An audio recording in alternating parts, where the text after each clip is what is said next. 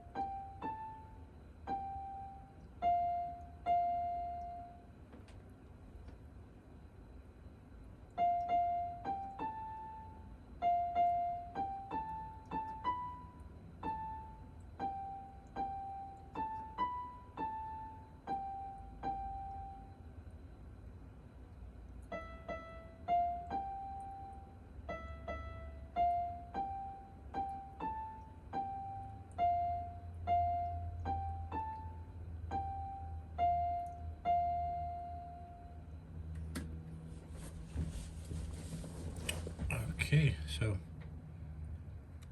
going into Matthew, it's February 2nd, 2026. We're going to Matthew chapter 23. First, we're going to read Psalms 119, verse 18. Open my eyes so that I can see the wonderful truths in your law.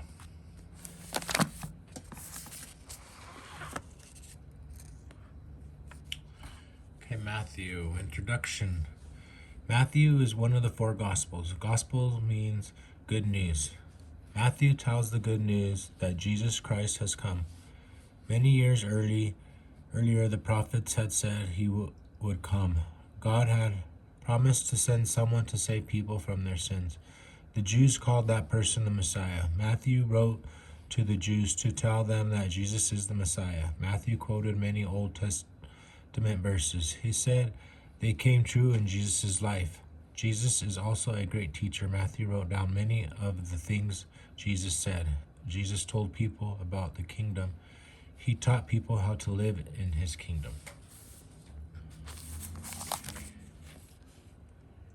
Alrighty. Matthew 23.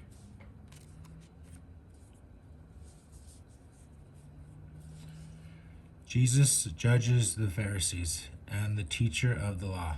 Verse 23. Jesus spoke to the crowds and to his disciples. Verse 2. The teachers of the law and the Pharisees sit in Moses' seat, he said. Verse 3. So you must obey them. Do everything they tell you, but don't do what they do. They don't practice what they preach. Verse 4. They tie up heavy loads and put them on other people's shoulders, but they themselves aren't willing to lift a finger to move them. Verse 5. Everything they do is done for others to see. On their foreheads and arms, they wear little boxes that hold scripture verses. They make the boxes very wide, and they make the tassels on their coats very long. Verse 6. They love to sit down in the place of honor at dinners. They also love to have the most important seats in the synagogues. Verse 7. They love to be greeted in the marketplaces. They love it when people call them rabbi. Verse 8. But you shouldn't be called rabbi. You have only one master, and you are all brothers. Verse 9. Do not call anyone on earth father. You have one Father, and he is in heaven. Verse 10. You shouldn't be called teacher. You have one teacher, and he is the Christ. Verse 11. The most important person among you will be your servant. Verse 12. Anyone who lifts himself up will be brought down, and anyone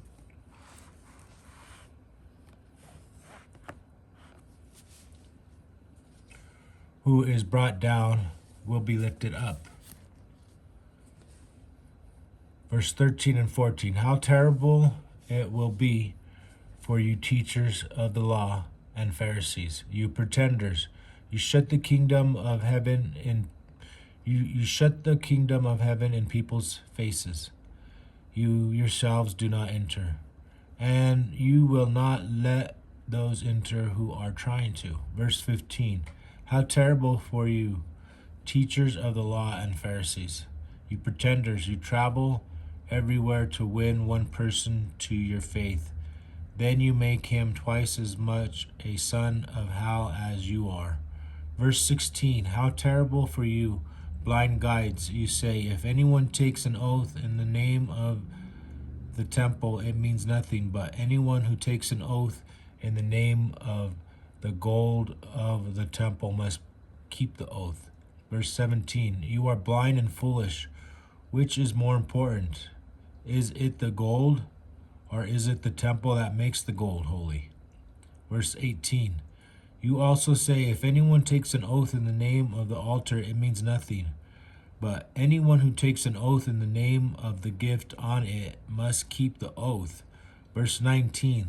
You blind men, which is more important? Is it the gift, or is it the altar that makes the gift holy? Verse 20.